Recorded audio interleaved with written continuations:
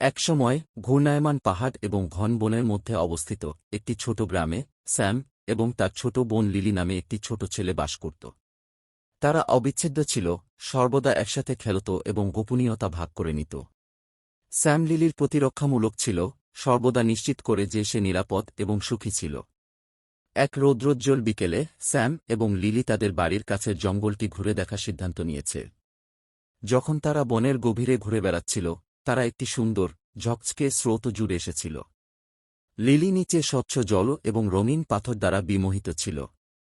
নিবিড়ভাবে দেখার জন্য সে অধীর আগ্রহে ঝুঁকে পড়ল, কিন্তু হঠাৎ পিছলে স্রোতে পড়ে গেল।